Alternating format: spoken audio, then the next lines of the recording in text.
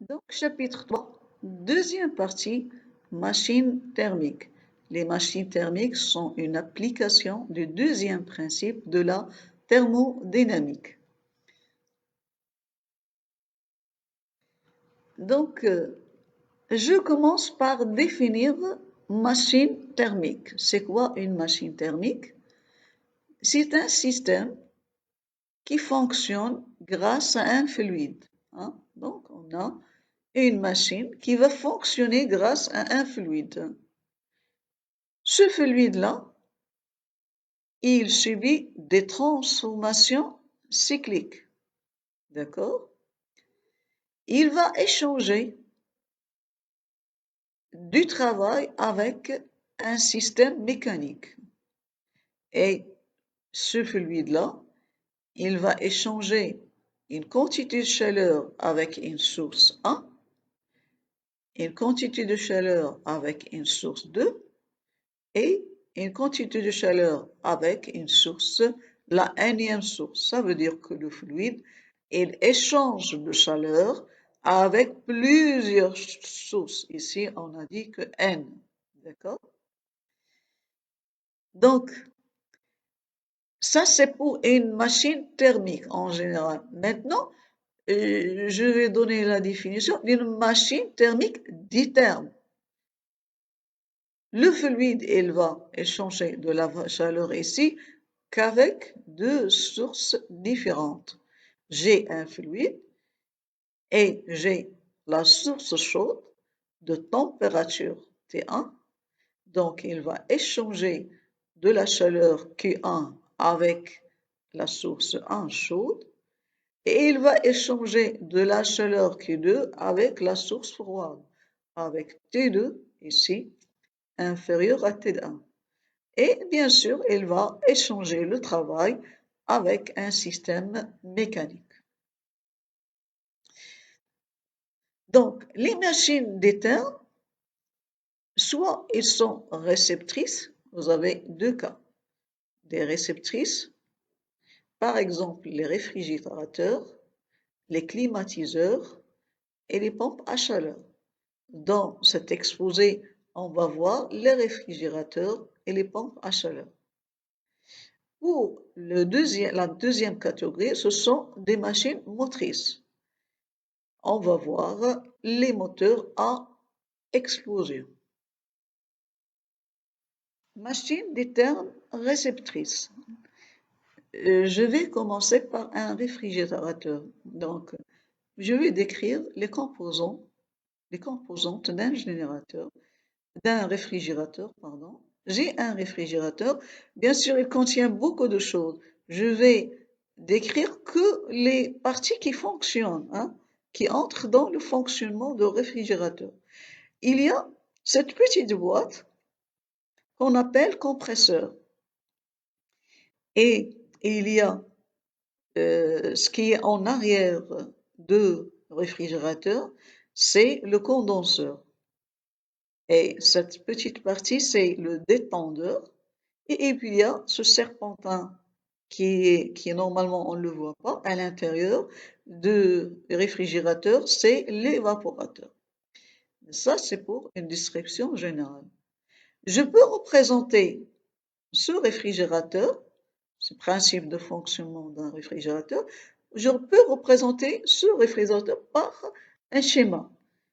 Il y a le compresseur. Le compresseur, c'est lui qui contient un moteur électrique. Et il y a le condenseur, c'est un serpentin ici. Et il y a le détendeur et il y a l'évaporateur. D'accord?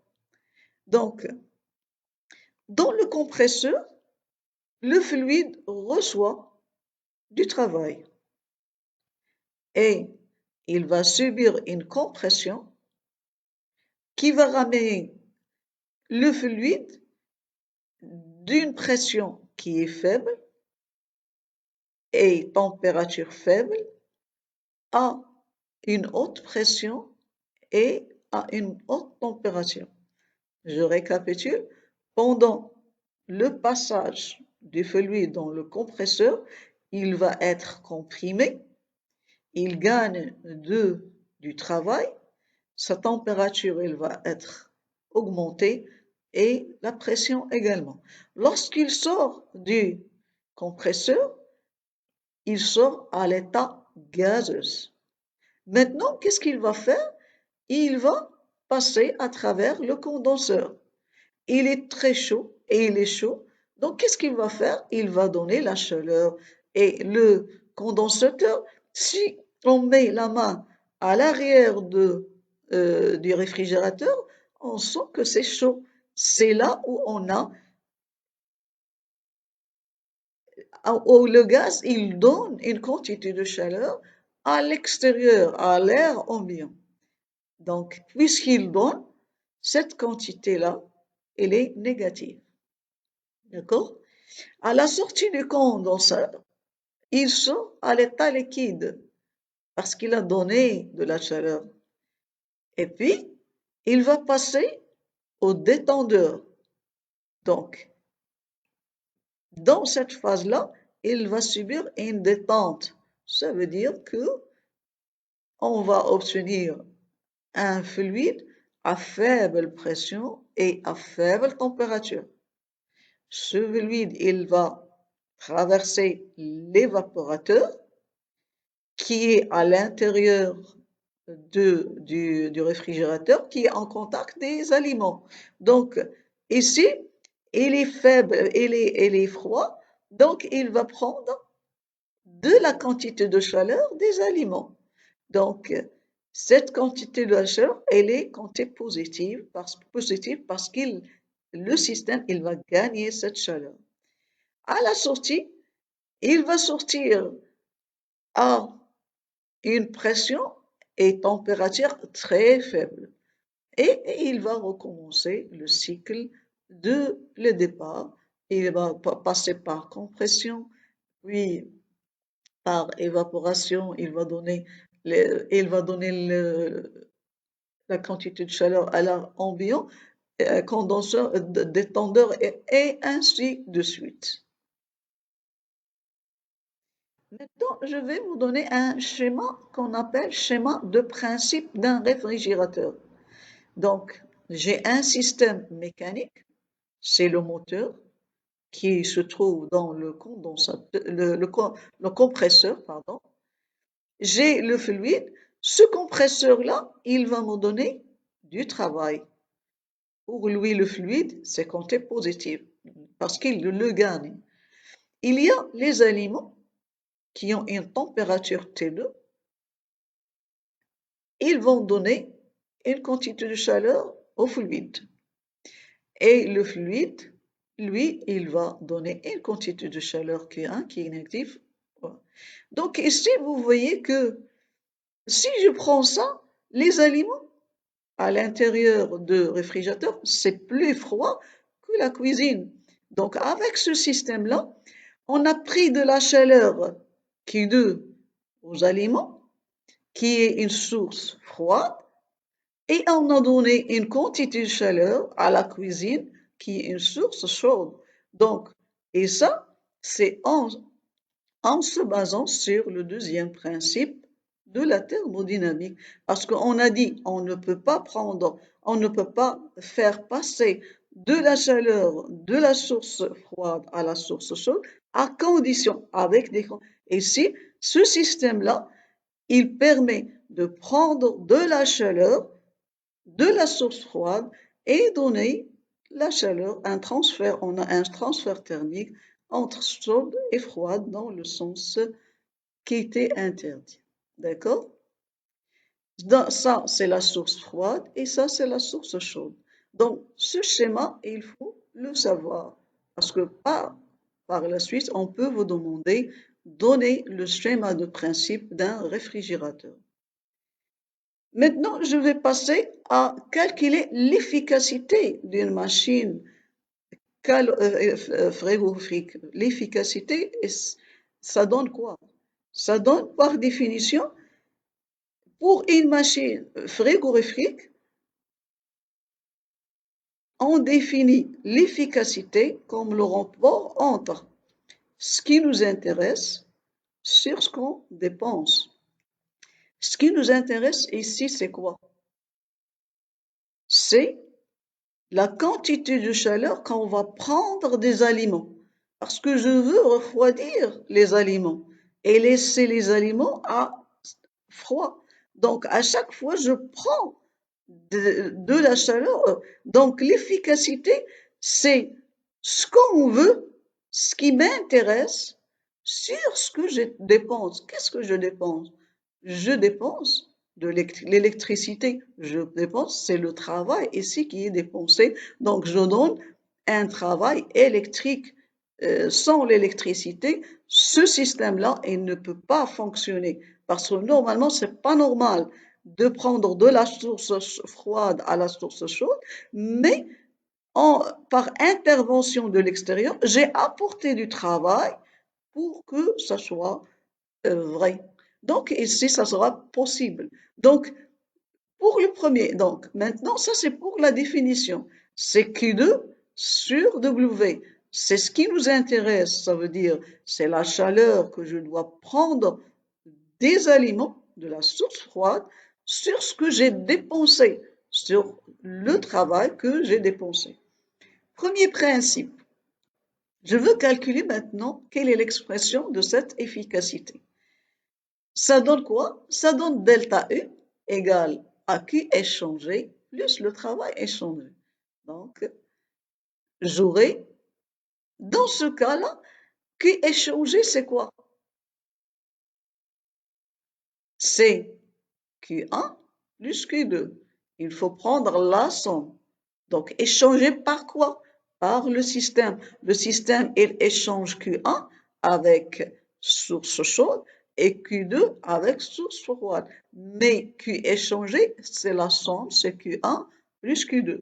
Et le travail échangé, c'est W. Il n'y a que le travail échangé avec le compresseur. Donc, ceci donne que delta U égale à Q1 plus Q2 plus W.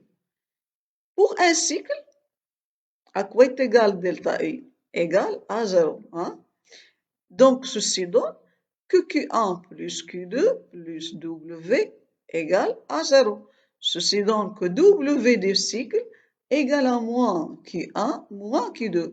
Et je remplace dans l'expression de l'efficacité, l'efficacité égale à Q2 sur W, et je remplace W par moins Q2 moins Q1. Ceci donne que l'efficacité, qu'est-ce que je vais faire? Je vais prendre le signe moins à l'extérieur et je divise par Q2, ça donne l'efficacité égale à moins 1 sur 1 plus Q1 sur Q2. Maintenant, si la machine fonctionne d'une façon réversible, selon Clausius, j'ai Q1 sur T1 plus Q2 sur T2 égale à 0. Normalement, c'est inférieur ou égal à 0 d'une façon générale. Lorsque j'ai une transformation réversible, j'ai Q1 sur T1 plus Q2 sur T2 égale à 0. Donc, je tire Q1 sur Q2 égale à moins T1 sur T2 et je remplace dans l'efficacité, j'aurai 1 sur moins 1 moins Q1 sur Q2, je remplace 1 est égal à 1 sur T1 sur T2 moins 1. D'accord? Et ceci donne CT2 sur T1 moins T2. Ça, j'ai noté que c'était F réversible. Dans le cas d'une transformation réversible, j'ai cette valeur-là, c'est la température de la source froide sur la température de la source chaude moins la température de la source froide. Si la machine, elle fonctionne d'une façon irréversible, donc toujours Clausius, et il dit que Q1 sur T1 plus Q2 sur T2 est inférieur à 0. Donc, ceci donne que moins Q1 sur Q2 est supérieur à T1 sur T2. Ceci donne que l'efficacité qui est égale à ça est inférieur à 1 sur T1 sur T2 et ceci donne que cette efficacité-là réversible, c'est une efficacité qui est maximale. Dans le cas réversible, on trouve une efficacité maximale. Maintenant, je passe aux pompes à chaleur. Pour la pompe à chaleur, c'est la même chose qu'un réfrigérateur. Donc, le principe de fonctionnement, je vais schématiser que les composants qui fonctionnent. Il y a un compresseur, bien sûr, qui contient un moteur. Il donne un travail. Il y a un condenseur. Il y a un détendeur et il y a un évaporateur. Donc, j'ai ici un gain du travail, comme dans le cas d'un réfrigérateur. Le fluide à faible pression et à faible température, lorsqu'il est dans un compresseur, il gagne du travail, il est comprimé, il sort à l'état gazeuse à haute pression, haute température. Il est très chaud. Lorsqu'il passe dans un condenseur, il va être évaporé, il va donner de la chaleur maintenant, à la pièce. Pourquoi? Parce que ici, une pompe à chaleur, il sert à chauffer un local. Donc, comme si j'ai une chambre et je veux la chauffer. Donc, le condenseur, il va donner la chaleur à la pièce, hein. C'est pas le condenseur, mais le gaz qui va passer dans le condenseur. Après, je vais avoir un liquide la température, elle va diminuer. Et puis, dans le détenteur, elle va se détendre pour avoir une faible pression et faible température. Lorsqu'il passe dans l'évaporateur, il va gagner de la chaleur du milieu extérieur. Ici, c'est dans cette partie-là qu'il y a la différence entre une pompe à chaleur et le réfrigérateur. C'est que ici, le milieu extérieur, c'est lui qui donne la chaleur. Et si le milieu extérieur, c'est l'ambiant, il a une température qui est plus supérieure que la température, qui est moins supérieure que la température de la pièce. On prend de la chaleur du milieu extérieur qui est moins froid et on la donne à la pièce qui est plus chaude. Par exemple, une chambre où il y a 20 degrés Celsius, lorsqu'il y a froid, à l'extérieur, il y a par exemple 10 degrés Celsius, je dois chauffer la pièce, je prends de la chaleur de l'extérieur et pour donner de la chaleur à l'intérieur de la pièce qui est la source chaude. Donc, à cette étape-là, j'aurai un fluide qui est fait à faible pression et à température qui est faible et le cycle, on passe à l'autre cycle. D'accord? Maintenant, je passe pour schématiser ceci, on donne un schéma de principe simple. Donc, j'ai ici un système mécanique. Il y a, c'est le compresseur qui va donner toujours, comme le réfrigérateur, un travail positif. Il y a le milieu extérieur de température T2 inférieur à T1. Ce milieu, il donne Q2 supérieur à 0. Tout à l'heure, il y avait Q2 inférieur à 0. Et pour la pièce à chauffer, elle a une température supérieure à T1. Il va recevoir une quantité de chaleur. Ça veut dire que le fluide, il va donner une quantité de chaleur à la pièce. Donc ça, c'est la source froide et ça, c'est la source chaude. D'accord? Maintenant, on va calculer l'efficacité d'une pompe à chaleur. Donc, la définition, toujours G ce qu'on veut sur ce qu'on dépense. Mais il faut poser la question, qu'est-ce qu'on veut? On veut chauffer la pièce chaude. Donc, le fluide, il va donner une quantité de chaleur Q1. Donc, on veut cette quantité de chaleur. Et qu'est-ce qu'on a dépensé? C'est le travail. Ça fait moins Q1 sur W. Pourquoi le moins? Parce que Q1, il est donné par le fluide, par le système. Donc, c'est une quantité qui est négative. Donc, je dois multiplier pour trouver une efficacité qui est positive. D'accord? Donc, je fais le même raisonnement toujours pour trouver l'efficacité en fonction des températures. Je prends que delta W égale à Q échangé plus W échangé. Dans notre cas, Q échangé, c'est égal à Q1 plus Q2. Le travail échangé, c'est le travail. Et je donne la relation entre, c'est la même technique que tout à l'heure, entre le travail égal à moins Q1 moins Q2. D'accord? Et je remplace ceci dans l'efficacité dans l'expression de l'efficacité, ça donne moins Q1 sur moins Q2 moins Q1. Je vois que je vais éliminer les moins. Ça fait C1, je divise par Q1, ce serait 1 sur 1 plus Q2 sur Q1. D'accord? Si la machine, il fonctionne d'une façon réversible, à partir de Clausius, j'ai Q1 sur T1 plus Q2 sur T2 est égal à 0. Ceci donne que Q2 sur Q1 égale à moins T2 sur T1. On a quoi? On a l'efficacité et je remplace. Ça serait, et ça donne l'efficacité égale à T1 sur T1 moins T2. Maintenant, je vais passer aux machines des termes motrices. Donc, ces machines, pendant un cycle, bien sûr, elles vont travailler aussi par un fluide qui va faire des transformations cycliques. Toujours, je raisonne pendant un cycle. Qu'est-ce qu'il fait le fluide? Il produit du travail. C'est lui qui donne le travail.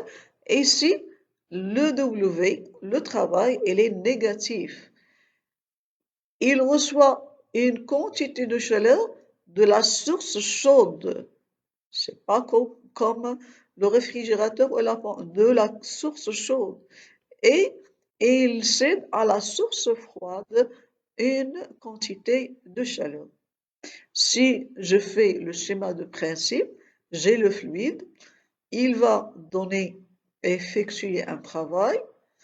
La source chaude, il va lui donner une quantité de chaleur Q1. Et lui, il va donner une quantité de chaleur Q2 à la source froide. Maintenant, je vais calculer le rendement du moteur. Je vais énoncer ici le théorème de Carnot. Le fluide reçoit une quantité de chaleur Q1. Elle est quantité positive de la source chaude. Et il cède Q2 à la source et il produit du travail. Donc, le rendement, toujours, c'est ce qu'on veut. Ici, qu'est-ce qu'on veut? Ce qui nous intéresse d'une machine du terme motrice, c'est le travail reçu. Il produit du travail. Donc, c'est le travail. Et qu'est-ce qu'on a dépensé? On a dépensé, c'est la source chaude, c'est Q1, c'est l'essence ou bien c'est le carburant. On paye l'essence. Donc ici, c'est moins le travail du cycle sur Q1 qu'on a dépensé. D'accord? Donc moins toujours, pourquoi? Parce que le travail, il est négatif. Et si c'est lui qui produit du travail, le rendement, il est toujours positif. Le premier principe, il donne toujours la même chose. Non, j'ai fait copier-coller, échanger, ça fait W égale, et ceci donne delta U, le cycle delta U égale à 0, ça donne Q1 plus Q2, ça donne W égale à moins Q1 moins Q2. Je reprends que ρ égale à moins W du cycle sur Q1 et W du cycle est égal à moins Q1 moins Q2. Je vais remplacer W par cette expression. Ça serait avec le signe moins, ça serait Q1 plus Q2 sur Q1. Je divise les deux membres par Q1, ça serait 1 plus Q2 sur Q1. Inégalité de Clausius. Il donne que pour une machine ou bien un fluide qui est en relation avec deux sources, j'ai Q1 sur T1 plus Q2 sur T2 est inférieur ou égal à 0. Donc, ceci donne que Q2 sur T2 inférieur ou égal à moins Q1 sur T1. Ceci donne, je divise par Q1, je multiplie par T2, ça fait Q2 sur Q1 est inférieur à moins T2 sur T1. Et ceci donne quoi? C'est que ρ qui est 1 plus Q2 sur Q1, puisque Q2 est inférieur sur Q1 inférieur, ceci donne que 1 plus Q2 sur Q1 est inférieur ou égal à 1 moins T2 sur T1.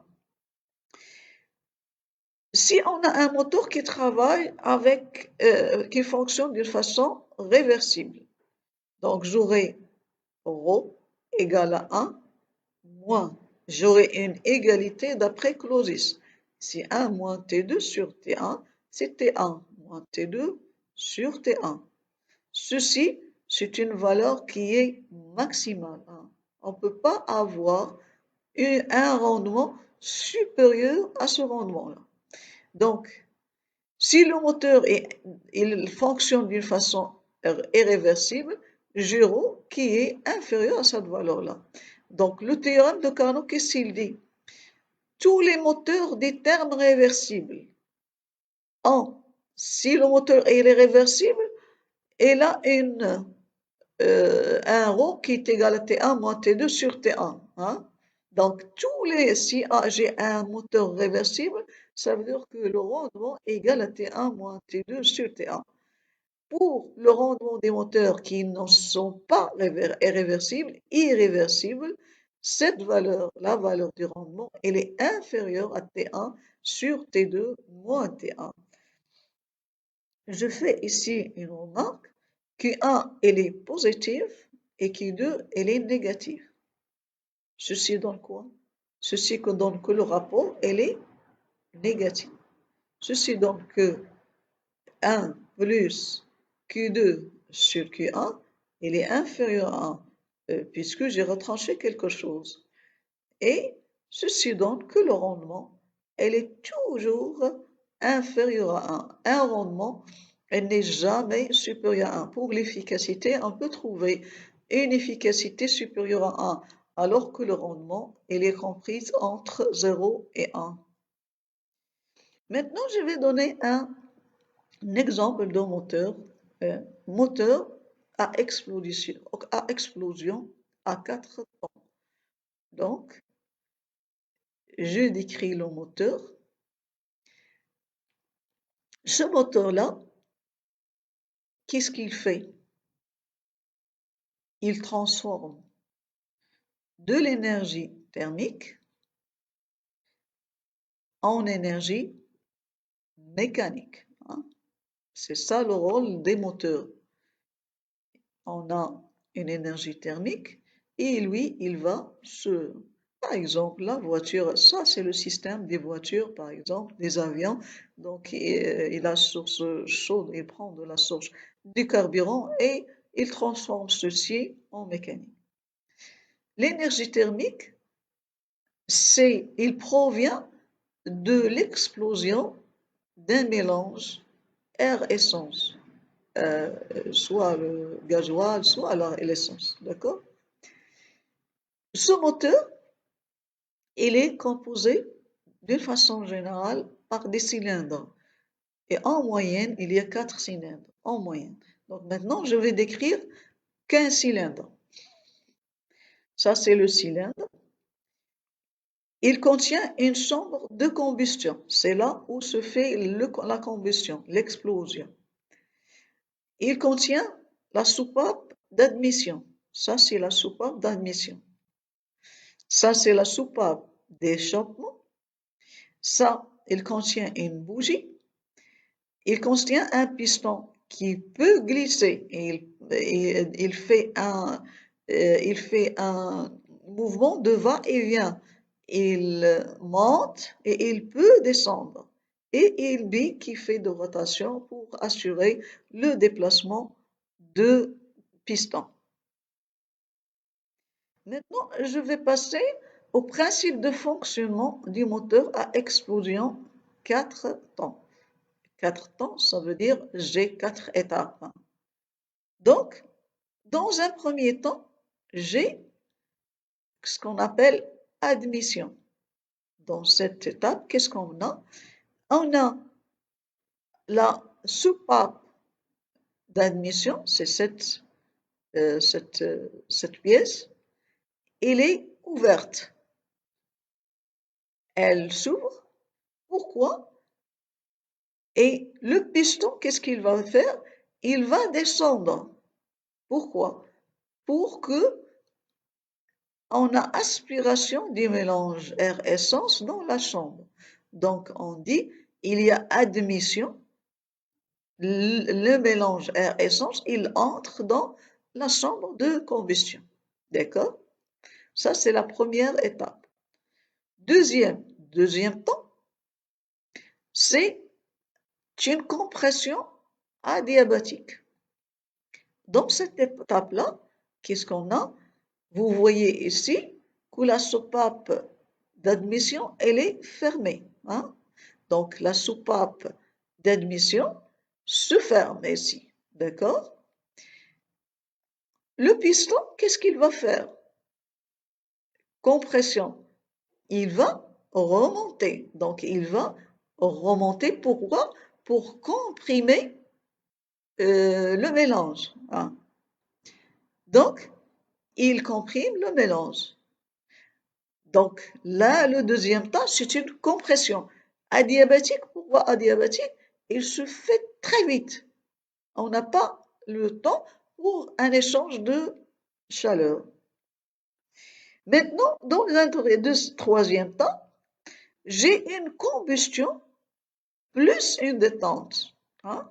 Donc, toujours, lorsque le piston arrive à un niveau qui est très haut, le maximum, qu'est-ce que ça arrive?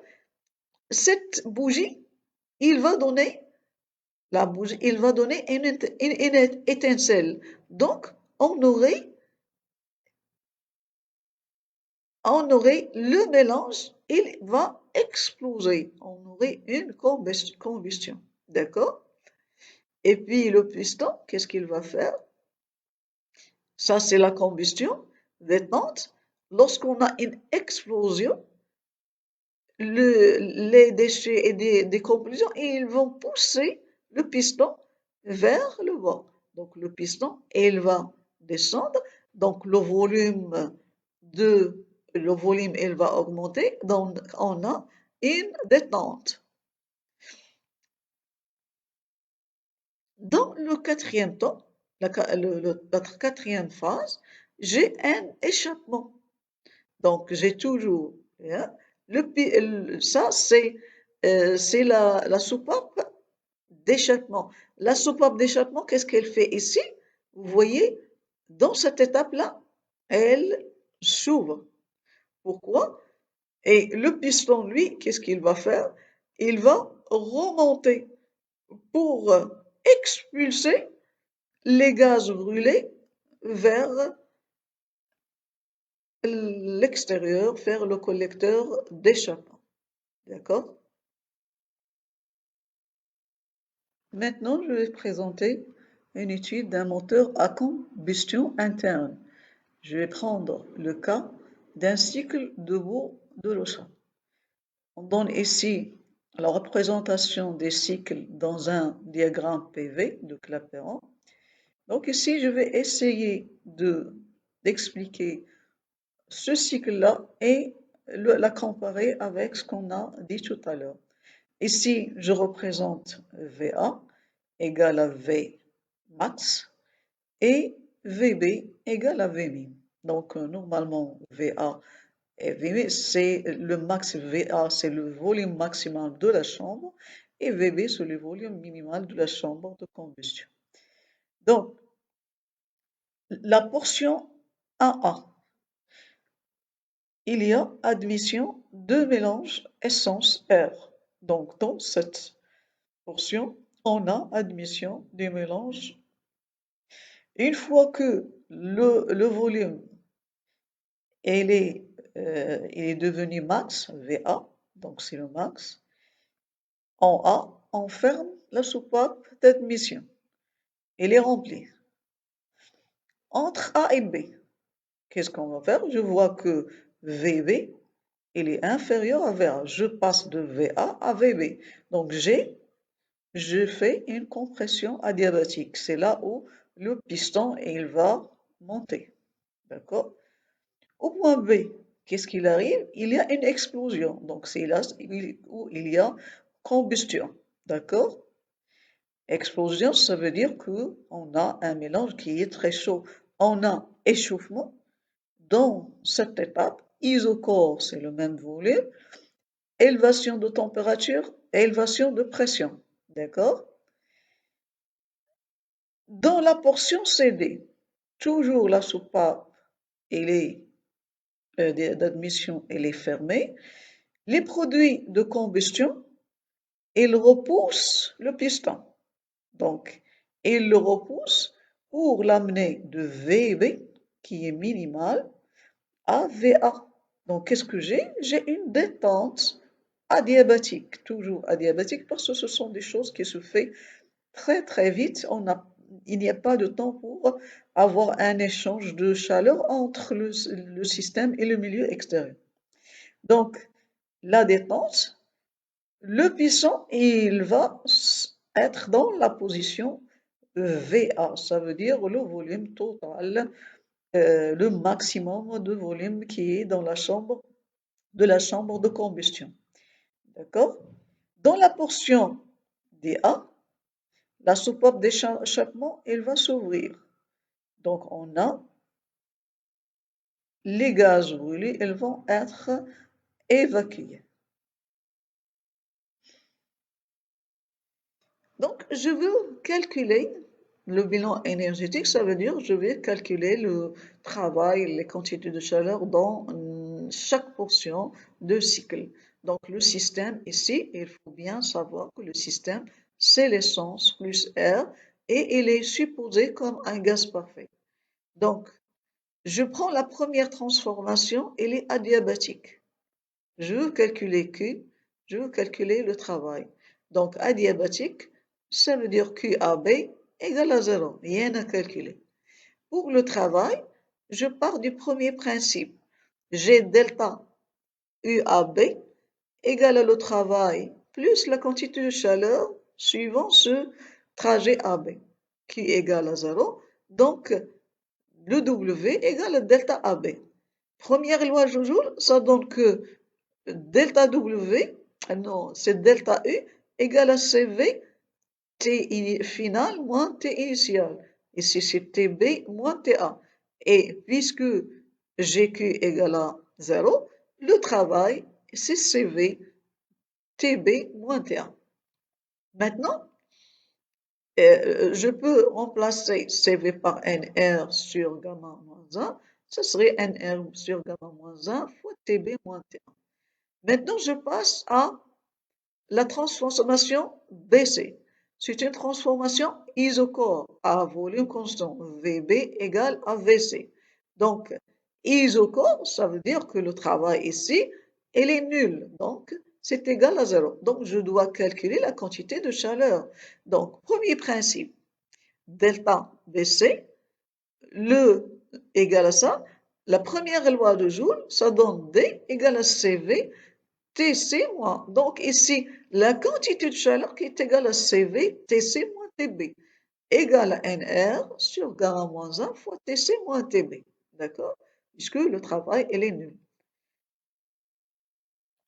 CD, il est adiabatique, donc QCD égale à 0.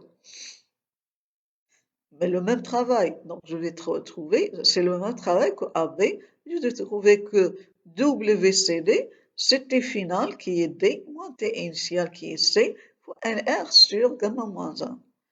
Isoco, ça fait le travail égal à 0, dA, et la quantité de chaleur, c'est NR sur gamma moins 1, facteur de TA moins TD. Pour calculer le rendement cycle, toujours le rendement, c'est ce qu'on veut, ce qui nous intéresse, et si il nous intéresse le travail, sur qui chaude. Et toujours le moins ici, lorsqu'il s'agit de quelque chose de négatif, je multiplie pour trouver un rendement positif. Donc, avec qui chaude ici, c'est qui baissé. Donc, à partir de, pourquoi? Parce que le QBC, c'est la chaleur libérée lors de l'explosion de l'essence. Hein? Donc, c'est une chaleur qui est reçue par le système. Donc, elle est égale à CV, TC moins TB. Le travail du cycle, c'est la somme du travail au cours de AB, de BC, de CD et de DA. Donc, j'aurai WAB, on a trouvé que CV, TB moins TA. Le WBC égale WDA égale à 0. Le travail selon CD égale à CV, TD moins TC. Ceci donne que le travail égale à CV et je prends le tout en facteur de CV. Et je vais faire sortir le moins. Donc, le TC, ça serait un signe plus. Je l'ai mis à gauche. Le TB, un signe moins. Le TA plus et le TD moins. Donc, j'aurai ρ égale à CV. Je multiplie le moins par le moins. Ça serait un plus. Parce que le ρ, il y a moins. Avec ce signe moins, ça serait CV. Donc, c'est TC moins TB moins TA plus TD sur TC moins. Je simplifie par C et je divise par TC le premier membre. Ça serait un 1 plus TA moins TD sur TC moins TB. D'accord? Ceci donne, on a A, B, C sont adiabatiques. Je ne vais pas laisser ça comme ça. Mais on s'intéresse à avoir un rendement qui dépend que du volume maximum et du volume minimum des pistes des chambres parce que je sais le cylindre, la chambre à combustion, quel est son volume maximum et son volume minimal. Donc, je veux exprimer le rendement en fonction du volume entre le Vmax et le Vmin. Donc, AB adiabatique, je peux écrire TAVA gamma moins 1 égale à TB VB gamma moins 1. J'ai dit qu'il faut retenir ces relations. Je cherche TA sur TB, je veux éliminer les températures. Je vois que c'est VB sur VA. VA, c'est Vmax et VB, c'est Vmin. Je vais poser alpha égale à Vmax sur Vmin. Ça veut dire TA sur TB, c'est égal à alpha à la puissance 1 moins gamma. C'est pas gamma moins 1 parce que ici j'ai Vmin sur Vmax. Ceci donne quoi? Ceci donne que TA égale à TB fois alpha à la puissance 1 moins gamma. D'accord? D'autre part, CD aussi adiabatique, je peux écrire que TC, VC à la puissance 1 moins gamma moins 1, égale à TD, VD à la puissance gamma moins 1, et je tire le rapport TD sur TC. VC égale à quoi?